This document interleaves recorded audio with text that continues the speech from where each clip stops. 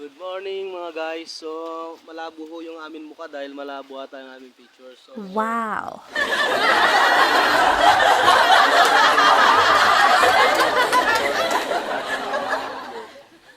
fountain yan. So, bumili na kami ng submersible pump nung fountain. Assemble na namin ngayon. So,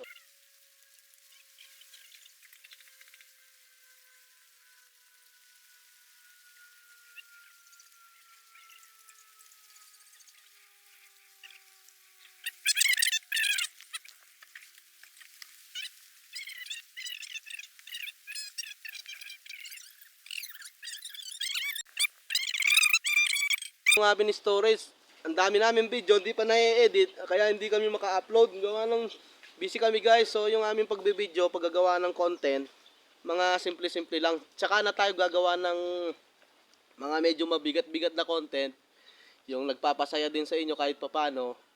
Pagkatapos na kami sa aming content na ito, inuuna muna namin yung aming mga pagtatanim dito, yung aming ginagawa dito.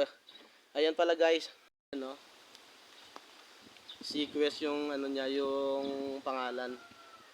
So ito, submersible pump. Di ano na rin to, electric.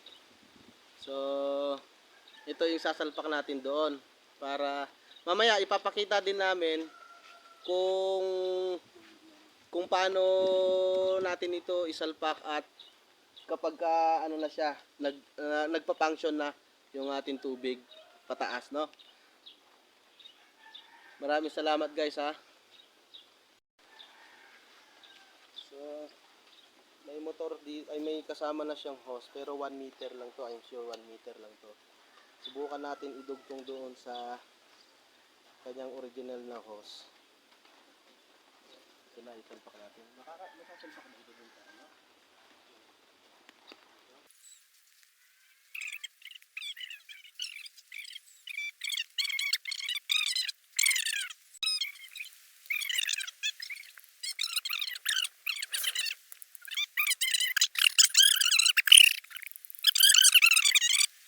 Sa amin dyan at magpa-install ng kung ano-ano, pressure pump, kaya ho namin yan, electrical. Pero ito ho, kung may magpapa-install sa atin ng electrical, sa gabi lang ho natin yan magagawa. Stop ko muna guys ha, mahaba na kasi ng amin video. Dudugtong na lang namin to, edit na lang namin. Ang tagal naman niya kapami. Lamang lang kinsi. So, huwag mo munang ilulusot yan. Masyado. Padulas ba siya?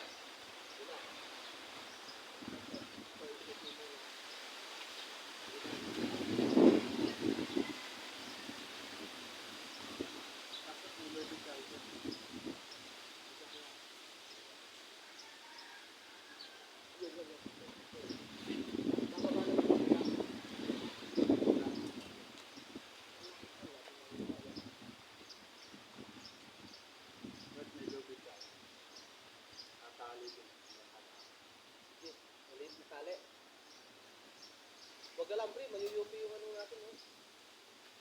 Straw, may raming straw dyan sa likod.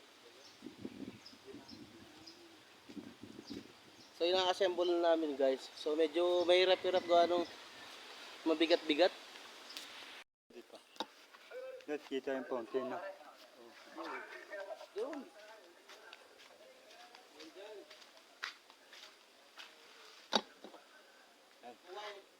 Lalagyan natin. Hindi. Masyadong malayo.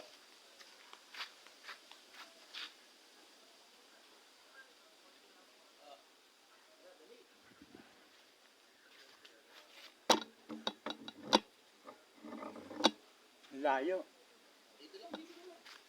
Dito sana maganda dito.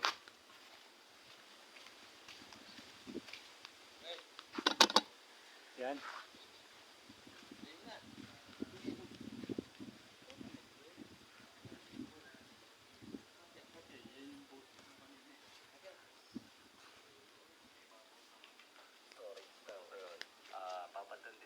Hi guys.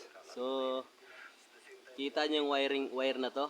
Ipapasok natin doon sa tubo papunta doon sa kabila. Lalagyan natin ng power supply itong ating fountain, yung motor, yung submersible motor ng fountain dito.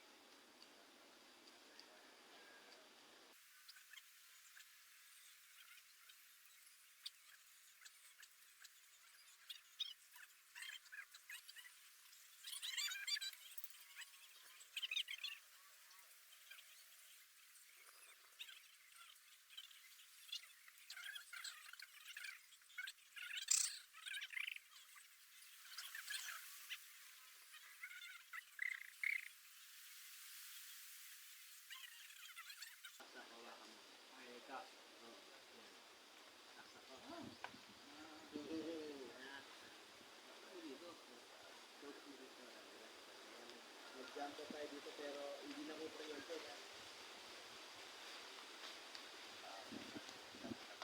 So, nagja-jumper tayo dito. So, pag line 1, hawakan nyo, walang masyadong ground dyan, no? Pero kapag dalawahin nyo, hawakan nyo pa isa, ang lakas ng power sa kilkili niyan.